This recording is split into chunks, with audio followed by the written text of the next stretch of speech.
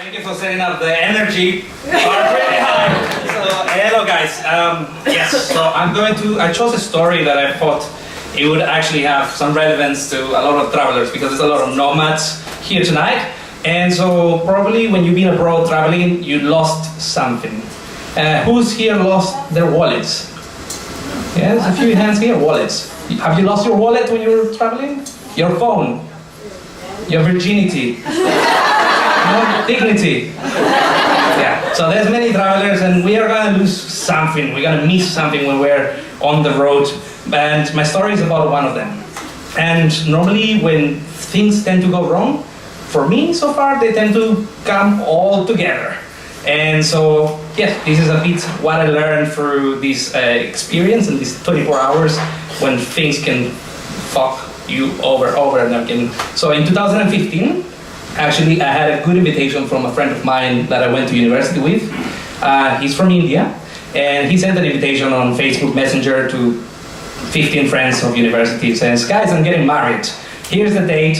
I hope to see you there. I was super excited, and I put it down in the calendar, closed it, sent him the thumbs up, and forgot about it. Actually, a couple of months later, he writes to everybody, he's like, guys, have you all booked your flights? And I'm like, Josh, calm down, it's only 2 months away. It's London, and I was living in Brussels back then. And he actually calls me and says, dude, I'm not getting married in London, I'm getting married in Mumbai. So, shit. So, my first thing is like, what the fuck am I gonna tell my girlfriend? So I went, baby, clear up the whole December, we're going to Mumbai, I fucked up. I guess she loved me because she forgave me and she was like, yes, we're going to Mumbai, great. And she accepted that. We decided to go for 3 weeks, just after Christmas, and spend New Year's in Goa. We brought together our kids, and those are our brothers. You know, the wedding is an Indian wedding is the best thing you can go to. There's a lot of colors, they're super happy, they're dancing, they embrace you. There's no alcohol, there's no meat, but there's a lot of energy, so that's probably all you need in life. Not to my girlfriend's brother because he's Polish, and if you guys know Polish weddings, they have a lot of alcohol, a lot of meat, and they don't really dance. Okay, they start dancing after 80% of the alcohol is gone. That's when they get a bit loose. So we had these 4 days, amazing. And then on the 31st of December, being a typical South American, I'm from Peru, I'm very cheap. And I'm always trying to negotiate and get the best deal ever. So India was like the Disneyland for me. You know, it's like, how much for the taxi? 10 rupees. No. 5 rupees. So it's like amazing, you know, I could negotiate everything. It's like what I do for a living and now I get to enjoy it and get the upper hand. And so on this kind of negotiation, I decided to book ourselves in 2 different flights. Our 2 brothers on 1 flight, and ourselves on a different flight, just so we can get also some time in between. But only realized when we're in the taxi that we're in 2 different terminals. So I don't know if anybody's been to Mumbai, but those terminals are not so close to each other. And so we drop the guys, they get on their plane, and we have like an hour and a half to get to the other terminal. And we have 6 suitcases of 32 kilos that we were planning to leave in one of the storage rooms there.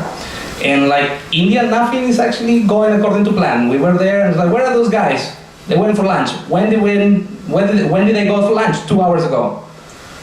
So we're calling up and they finally arrive. And then we're negotiating for, I don't know, 10 minutes about, they wanted to overcharge us 4 times because they kind of smell that you have, you know, urgency, and they're like, okay, this guy, this is the one, this is my golden ticket today. And so we managed to negotiate after 25 minutes, really crazy. And we decided, okay, we're gonna give him the suitcases, but let's see where he's gonna put them. And then we just kind of went with him to put them. We thought it was gonna be 5 minutes. It was 15-minute walk. We ended up in a garage in the middle of nowhere, and he just opened the door and threw our suitcases. And so I could see my girlfriend already going like, what the fuck? You tried to save money and this is what happens. And so we decided like, there's nothing we can do. It's actually, we need to get going. If not, we just leave the suitcases in the streets and that's it anyways. So we got back to take the taxis. And again, my negotiation habit, addiction came back. I could not agree on getting ripped off with a taxi driver. And so my girlfriend looks at me really happy, like, baby, we should take a tuk-tuk. It's so beautiful, and we've seen them over the last 5 days and we haven't been able to get in one of them. And so I said, being a good boyfriend, yes. And so it's just two of us with the backpacks, and the tuk-tuk gives a good price, probably because it was gonna give us the tour of our life. There's a huge favela in between the two airports. So you can either go through the highway 10 minutes, or you can go through the favela for 25 minutes. Or slums, not favelas. They're worse, actually. As I will tend to find out. So of course, it's reality slapping you in the face. The smell, the faces. And I'm like, the worst thing that will happen, they will stop us, they will take our things. I look a bit Indian, so I get a wife. But she's blonde and she's holding on to me like there's nothing, like really, like she's so R. Kelly or something. So she's really like panicking. And so, we're in the tuk-tuk like this, 20 minutes. We get to the airport and the guy leaves us on the opposite side of the airport. We only have 15 minutes to get to our gate. And just when we think I'm like running there, I have the backpack, I have asthma. So you can imagine her, she's running much faster than I am dying.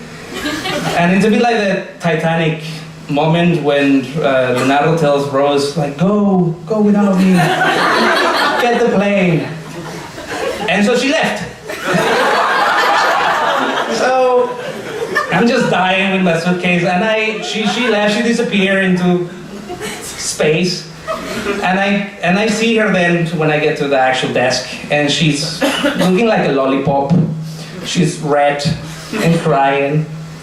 And so I started crying as well because we missed our flight. They didn't let us go forward. And so I started crying because of support. Because men don't cry, Latin men don't cry. So it was just to show her my sensitive side. And so we just hug each other and we just crying for, 10 minutes. And then the lady just taps me in the corner again. And again, they're very happy. It's like, Sarah, if you want to go to Goa, there's only one more flight, so you really have to buy your flight now. Fuck.